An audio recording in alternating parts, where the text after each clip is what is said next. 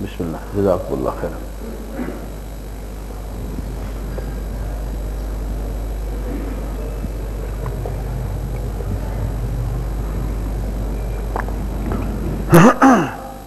اپنی والدہ کو پکارتا ہے، اماں اماں کہتا ہے، تو اس طرح سے ہم بے قراری کے عالم میں اللہ کو پکارتے ہیں۔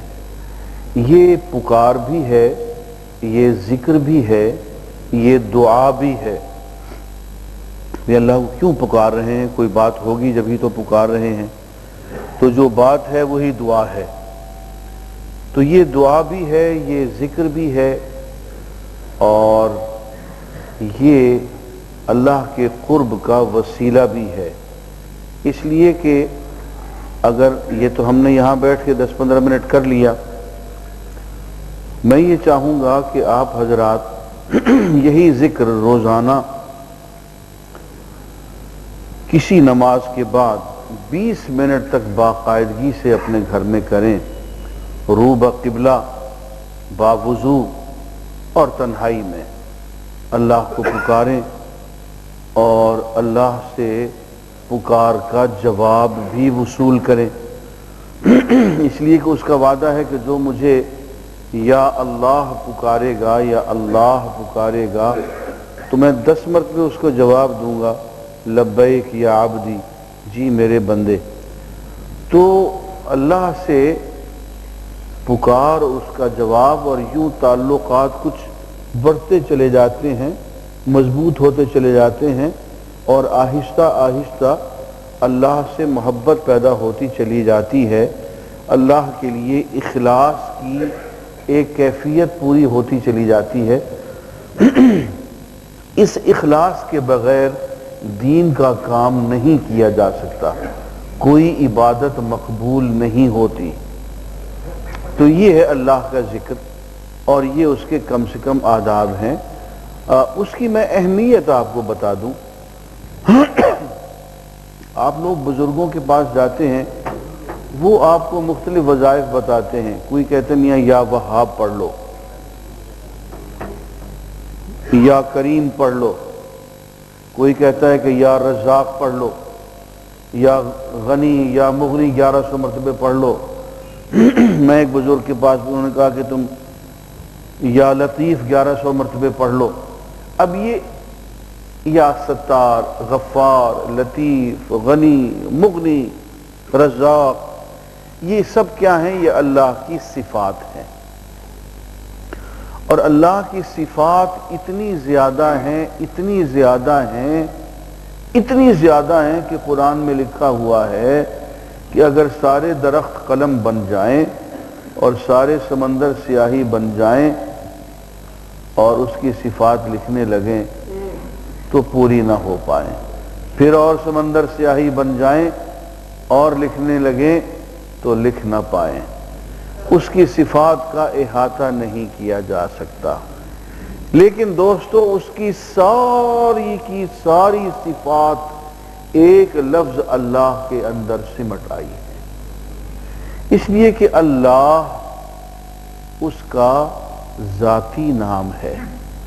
ذات کے اندر ساری کی ساری صفات موجود ہوتی ہیں۔ جب آپ کہتے ہیں کہ جی فلاں شخص جو ہے فلاں شخص زید ایماندار ہے، زید بہادر ہے، زید سچا ہے، زید مخلص ہے، زید خیر خواہ ہے، زید محبت والا ہے۔ اب یہ جتنی صفات آپ گنوا رہے ہیں ایک شخص زید کی، یہ لفظ زید کے اندر موجود ہیں۔ بالکل اسی طرح سے وہ تمام صفات جنہیں سارے درخت اور ساری سیاہیاں سمندر مل کے لکھ نہیں پا سکتے، احاطہ نہیں کر سکتے، وہ ایک ذاتی نام، اسم ذات اللہ کے اندر موجود ہے۔ یہی وجہ ہے کہ اکثر بزرگوں نے، جن میں شیخ عبد القادر جیلانی بھی ہیں، مجدد الفسانی بھی ہیں، سب کا اس بات پہ اتفاق ہے کہ لفظ اللہ یہی اسم اعظم بھی ہے۔ اسم اعظم وہ نام ہے جس کے بارے میں حدیث میں کثرت سے ذکر آیا ہے کہ اللہ کا یہ وہ نام ہے کہ جس کے ذریعے دعا مانگی جائے تو قبول ہوتی ہے، اور اللہ کا وہ سب سے عزیز نام ہے۔ تو یہ اللہ ہی ہے، اس کو کثرت سے پکارنے سے میرے دوستو یہ مشاہدہ ہے، میرا ذاتی مشاہدہ ہے، میں نے کئی دوستوں پہ بھی اس کو میں نے آزمایا ہے، جن لوگوں کے دلوں میں ایمان نہ ہو ایمان آ جاتا ہے، جن کے دلوں میں اللہ کی محبت نہ ہو وہ آ جاتی ہے، جنہیں عبادت کرنے کو جی نہ چاہتا ہو اور وہ اللہ کو پکار لیں تو وہ جواب دے دیتا ہے اور پھر اپنے آپ ہی وہ سنبھال لیتا ہے۔ تو یہ اللہ کا ذکر جو ہے، ہمارے حضرت شیخ ابو بکر غزنوی رحمۃ اللہ علیہ انہوں نے مجھے خود فرمایا کہ وہ اللہ کی ذات پہ ایمان نہیں رکھتے تھے۔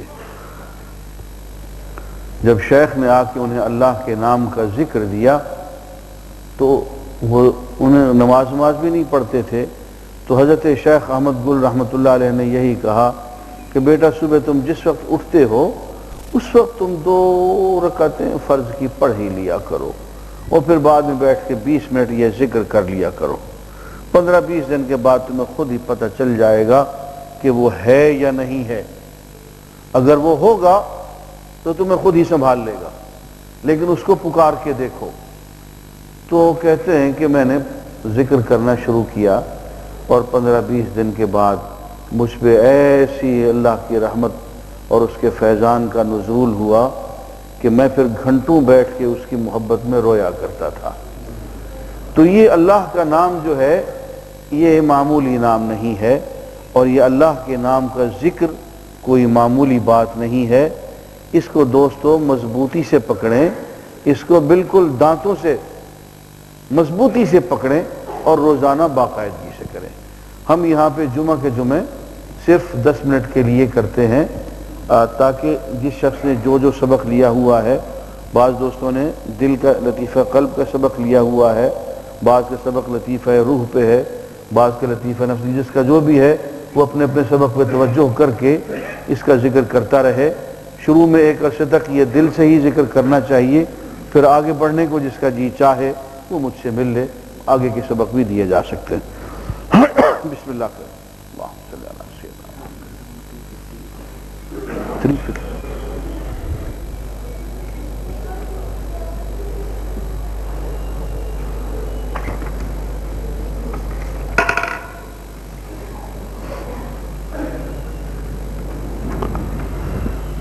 سوال ہے کہ سونے اور چاندی پر کس طرح زکوٰۃ دینی چاہیے؟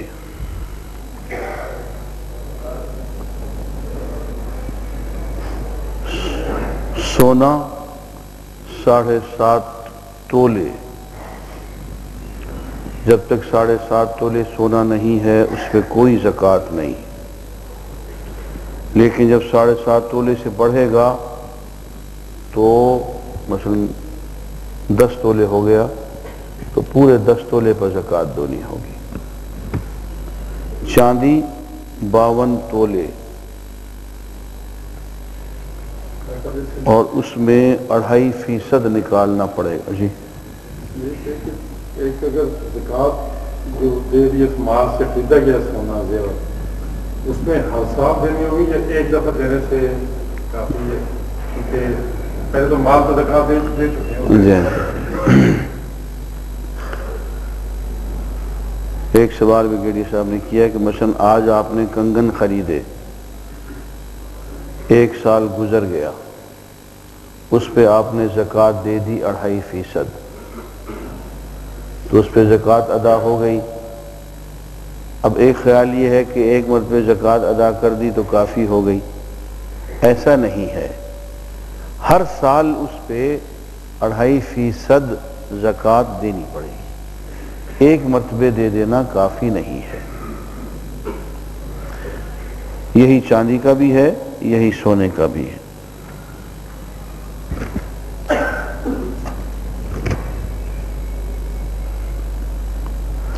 اعتکاف کے لیے مسجد میں پردے لگانا کیا سنت نبوی ہے؟ اس کو سنت نہیں کہا جا سکتا، یہ ضرورت تھی حضور اکرم صلی اللہ علیہ وسلم کی، اس لیے کہ لوگ حضور اکرم صلی اللہ علیہ وآلہ وسلم کو ہر وقت ملتے رہتے تھے، تو اب ایک یہ بھی صورت تھی کہ حضور اکرم صلی اللہ علیہ وسلم کے دروازے کو نوک نہ کیا جائے، آپ کو ڈسٹرب نہ کیا جائے، اور یہ قرآن مجید کہتا ہے کہ انتظار کرو، نماز کا وقت آئے گا، اذان ہوگی، خود ہی باہر تشریف لے آئیں گے، وہ آرام فرما رہے ہیں، کسی کام میں ہیں اور تم آواز دو اور ان کو بلاؤ، شور مچاؤ، جائز نہیں۔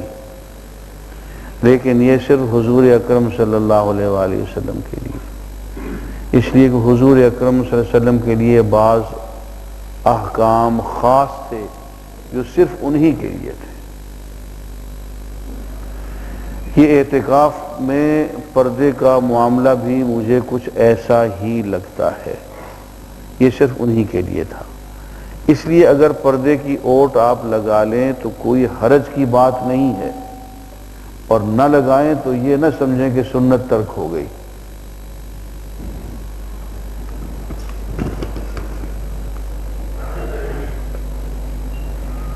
کیا بچے کو اس کی ماں کی بھی نظر لگ جاتی ہے؟ جی ہاں، اس کے باپ کی بھی نظر لگ جاتی ہے۔ نظر لگنے کے بارے میں شرعاً کیا عقیدہ ہے؟ یہی عقیدہ ہے جو میں نے عرض کیا کہ نظر بد لگ سکتی ہے، اپنی بھی لگ سکتی ہے، اور اپنی نظر بد لگنے کا خطرہ ہو تو دعا مانگنی چاہیے، اور وہ دعا ہے اللہم بارک لی فیہ، اے اللہ میرے لیے اس میں برکت فرما۔ یہ برکت کا لفظ جو ہے یہ نظر بد کے مخالف ہے، اس کے انٹونیم ہے۔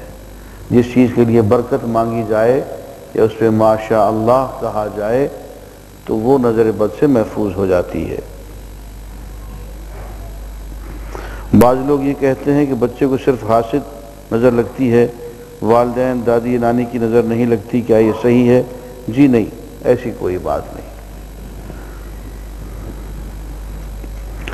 حاسد کی نظر تو ضرور لگتی ہے، غیر حاسد کی بھی لگ سکتی ہے۔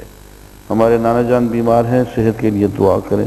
ابھی کرتے ہیں جی سب کے لیے انشاءاللہ۔ سورہ الفرقان کی آیت جس کا ترجمہ مفہوم اس طرح سے ہے کہ رحمان کے بندے وہ ہیں کہ جب انہیں اللہ کی آیات سے نصیحت کی جاتی ہے تو وہ ان پر اندھے اور بہرے ہو کر نہیں پڑتے۔ اس کی تشریح فرما دیں۔ اس کی تشریح وہی ہے جو میں نے بار بار کی ہے کہ قرآن کی آیات پہ اندھے اور بہرے ہو کے نہیں رہنا چاہیے۔ بہرا وہ ہے کہ آیت سن لے لیکن سننا نہ سننا برابر ہو۔ اندھا وہ ہے کہ دیکھ لے لیکن دیکھنا نہ دیکھنا برابر ہو۔ اس کے مفہوم اب آپ خود جان لیں۔ ایک شخص قرآن کی آیت سن لیتا ہے لیکن قرآن کی آیت کچھ بھی نہیں بگاڑتی اس کا، وہ اس کو بائی پاس کر جاتا ہے، قرآن کو سمجھتا ہی نہیں ہے، اس آیت کو، اس کا کوئی مفہوم، اس کا کوئی فکر، اس کا کوئی نظریہ، اس کی کوئی سوچ قرآن کی آیت سے متاثر نہیں ہوتی ہے، تو یہ بہرا ہے۔ ایسے ہی اللہ کی آیات کو دنیا بھر میں وہ دیکھتا ہے۔ غور سے اللہ کی آیات کو آدمی دیکھ لے تو اللہ نظر آ جاتا ہے۔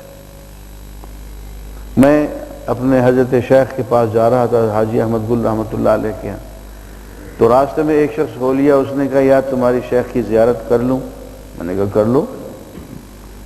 میں تو اللہ کو بھی نہیں مانتا۔ میں نے کہا نہ مانو تو کیا جا کے لوگے؟ جب اللہ کو ہی نہیں مانتے ہو تو میرے شیخ کو دیکھ کے کیا کرو گے؟ اس نے کہا وہ اللہ کا یقین نہیں دے سکتے مجھے۔ میں نے کہا وہ چلتے ہیں تجربہ کر لیتے ہیں۔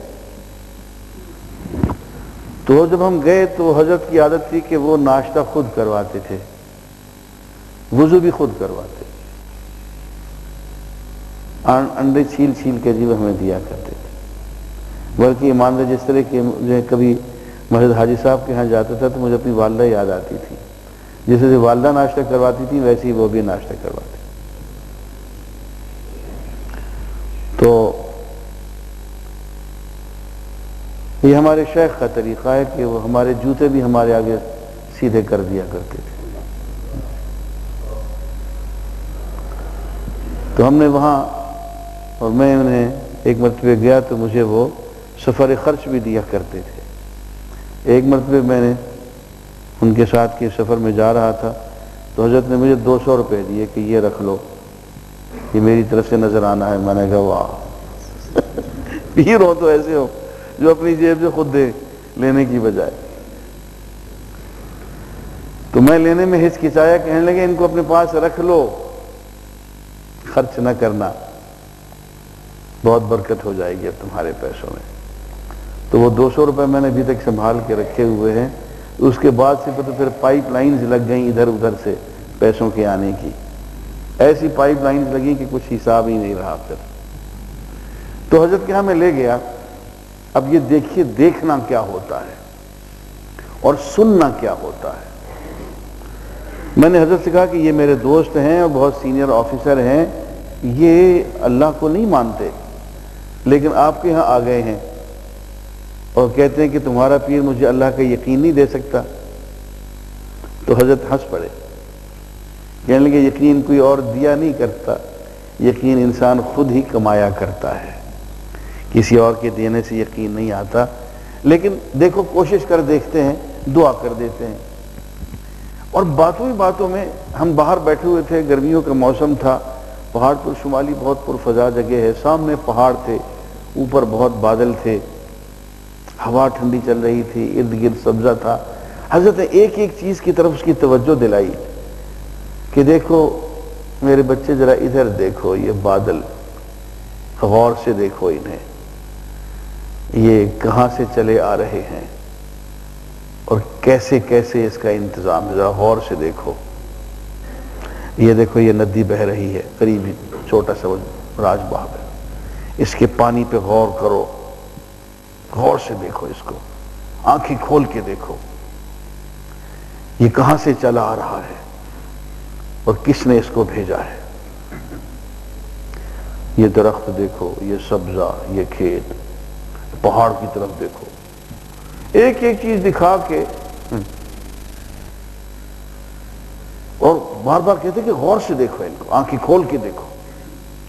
اور جب وہ سب چیزوں کو اللہ کا بندہ دیکھ چکا تو حضرت نے اپنی ٹیپیکل سرائیکی زبان میں ایک جملہ کہا کہ یار وہ تمہیں کو اے دس، یہ ساری چیزیں تو ایک ہی دھین نہ، اللہ کوئی تو تیرا پیو موجود ہے.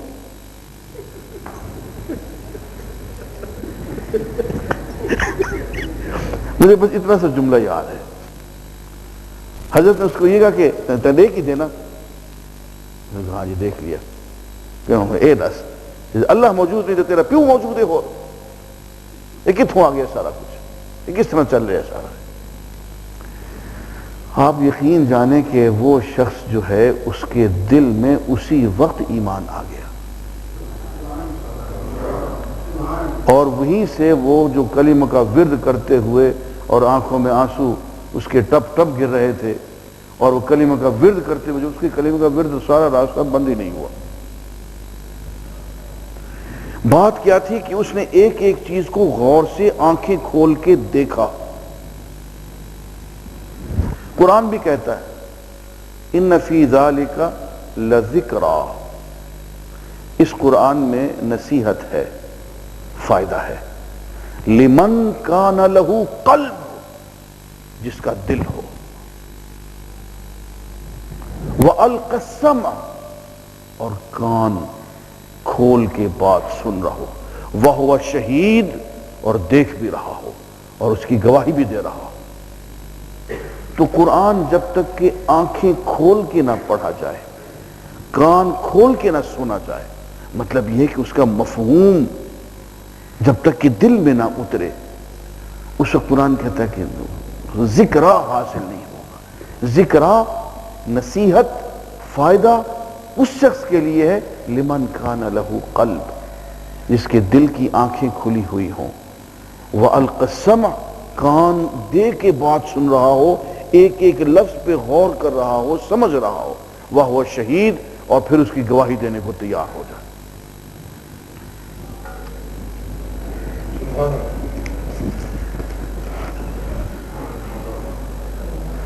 خانہ کعبہ کو جو پہلی جھلک دیکھ کر کون سی دعا پڑھنا افضل ہے؟ دنیا داری والی دعا بتا دوں تو امام ابو حنیفہ کی دعا ہے، اور وہ یہ ہے کہ اے اللہ مجھے آئندہ کے لیے مستجاب الدعوات بنا دے،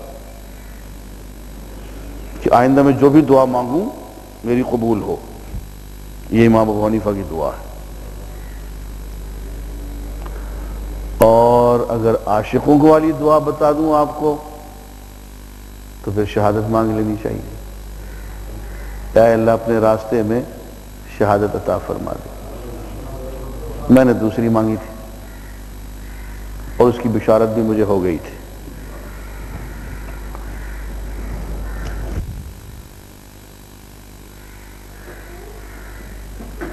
حج کے دوران یا اس سے پہلے مکہ یا مدینہ میں خوشبو والا صابن استعمال کر سکتے ہیں؟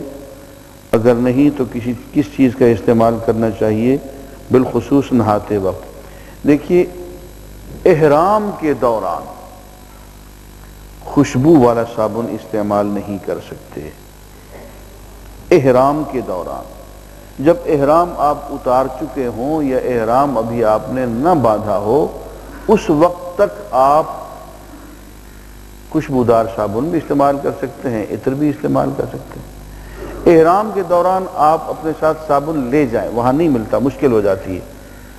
آپ یہ جو کپڑے دھونے والا صابن ہوتا ہے نا، یہ لے جائیں، اس کو استعمال کریں ہاتھ واتھ دھونے کے لیے۔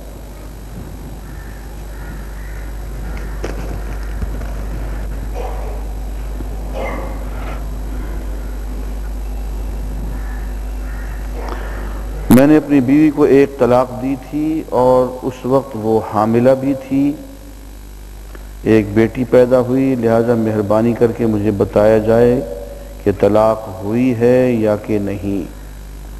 پہلی بات تو یہ ہے کہ حمل کے دوران، حیض کے دوران طلاق دینا جائز نہیں ہے۔ طلاق اگر دینا طے پا جائے، دیکھیے طلاق دینے سے پہلے کے بہت سے مراحل ہیں، یہ بچوں کا کھیل نہیں ہے کہ غصہ آیا طلاق دے دی۔ اس سے پہلے کئی مراحل ہیں، وہ طے کرنے چاہیے، تب جا کے طلاق دینا جائز ہوتا ہے۔ طلاق آدمی کب دیتا ہے؟ جب آپس کا جھگڑا ہوتا ہے، تو جھگڑے کو بعض دفعہ آدمی خود طے نہیں کر پاتا ہے، تو پھر فرمایا حکما من اہلہ و حکما من اہلہا، ایک حکم بچی کی طرف سے، ایک حکم بچے کی طرف سے، ایک بیوی کی طرف سے، دو بزرگ آدمی بیٹھ کے ان کے معاملے پہ غور کریں، ان کے معاملے کو نپٹانے کی کوشش کریں۔ اور اگر وہ دو بزرگ بھی اسی نتیجے پہ پہنچتے ہیں کہ بھائی طلاق ہی ہو جانی چاہیے، تو پھر ایک طلاق ہونی چاہیے، اور وہ بھی حیض کے عالم میں نہیں، حمل کے عالم میں نہیں۔ یہاں تو اکٹھی 3 طلاقیں دے دیتے ہیں، ذرا سا غصہ ہے 3 طلاقیں ہو گئی۔ یہ حرام ہے، ناجائز ہے۔ لیکن حرام اور ناجائز کہنے کا مطلب یہ نہیں کہ طلاق واقع نہیں ہوگی، طلاق واقع ہو جائے گی، حرام فعل سے بھی طلاق واقع ہو جاتی ہے۔ تو طلاق، ایک طلاق اس سے واقع ہو گئی، لیکن بیوی کے طہر سے پہلے پہلے آپ رجوع کر سکتے ہیں۔ بچی پیدا ہو گئی، اور بچی کے پیدا ہونے کے بعد کے جو ایام نفاس ہیں، جب تک کہ وہ ختم نہیں ہوتے ہیں، اس وقت تک اس طلاق سے آپ رجوع کر سکتے ہیں۔ جب ایام نفاس ختم ہو گئے تو طلاق واقع ہو گئی، سپریشن ہو گئی، اب رجوع نہیں کر سکتے۔ اب اگر دونوں پارٹیز چاہیں تو دوبارہ نکاح کر سکتے ہیں۔ بیرون ملک سفر میں کامیابی اور خیر و برکت کی خصوصی دعا فرمائیں۔ ابھی دعا کر دیتے ہیں جی تھوڑی دیر میں۔ یہ بھی صحت کے لیے، جمشید صاحب کی والدہ کے لیے، یہ بھی صحت اور ان کے لیے ہے، میں سب کے لیے بھی ہم سب مل کے دعا کر لیتے ہیں۔ توکل کی تعریف اور اہمیت کیا ہے؟ یہ بہت اچھا سوال ہے، لیکن وقت ختم ہو رہا ہے۔ توکل کے معنی ہے اللہ پہ بھروسہ کرنے کے، اور بھروسہ اس پہ کیا جاتا ہے جو بھروسے کے لائق ہو۔ اللہ کی ذات ہی بھروسے کے لائق ہے۔ اس پہ ہم ایک بھروسہ تو یہ کرتے ہیں کہ اپنے بارے میں ہم جو بھلائی خود سوچتے ہیں، ہم سے زیادہ ہمارا بھلا وہ سوچتا ہے۔ ہم اپنے بارے میں جو پروگرام رکھتے ہیں اس سے اچھا پروگرام ہمارے بارے میں وہ رکھتا ہے، ایک بات۔ دوسری بات یہ ہے کہ توکل کے اب اس میں ہم جو کچھ بھی کرتے ہیں اپنے بارے میں، وہ ہماری تجویز کو الٹا دیتا ہے، ادھر کر دیتا ہے، ادھر کر دیتا ہے، تو اس پہ بھروسہ رکھنا چاہیے کہ ہمارے بارے میں وہ جو فیصلہ کر رہا ہے وہ ہماری تدبیر کے مقابلے میں بہتر ہے۔ ایک بات تو یہ ہے۔ دوسری اس سلسلے میں اہم بات یہ ہے کہ توکل کی ایک شرط ہے، وہ یہ ہے کہ انسان جو کچھ پہلے کر سکتا ہے وہ تو خود کر لے، اور جو نہیں کر سکتا ہے اس کو اللہ کے حوالے کر۔ جیسے ایک کسان ہے، وہ ہل چلاتا ہے، زمین نرم کرتا ہے، اس میں کھاد ملاتا ہے، اس میں بیج ڈالتا ہے، اس میں پانی ملا دیتا ہے، اس کے بعد وہ معاملے کو اللہ کے سپرد۔ اب وہ بیج میں سے کومپل اگانا کسان کے بس کی بات نہیں ہے، یہ اللہ کا کام، یہ اللہ کے سپرد کر دیتا۔ ایک شخص ہل ہی نہ چلائے اور کہے کہ اس کی فصل ہو جائے، ایک نوجوان شادی ہی نہ کرے اور کہے اس کی اولاد ہو جائے، تو یہ توکل نہیں ہوگا، یہ بچوں والی بات ہوگی۔ باقی سوالات جناب آئندہ ہفتے ہم کریں گے انشاءاللہ۔ اللہم صلی علی سیدنا محمد وعلی آل سیدنا محمد وبارک۔ جن دوستوں نے دعا کے لیے کہا ہے ان کے لیے خصوصی دعا کر دیں۔ اللہم اشف مرضانا ومرضی المسلمین، اللہم اشف مرضانا ومرضی المسلمین، اللہم اشف مرضانا ومرضی المسلمین، اللہم اذہب الباس رب الناس فاشف انت الشافی لا شفاء الا شفاؤک شفاء لا یغادر سقما۔ لا الہ الا اللہ الحلیم الکریم، سبحان اللہ رب العرش العظیم، الحمدللہ رب العالمین۔ نسألک موجبات رحمتک وعزائم مغفرتک والغنیمۃ من کل بر والسلامۃ من کل اسم۔ لا تدع لنا ذنبا الا غفرتہ ولا ہما الا فرجتہ ولا حاجة هي لك رضا الا قضيتها یا ارحم الراحمین یا ارحم الراحمین یا ارحم الراحمین۔ صلی اللہ علیہ برحمتک یا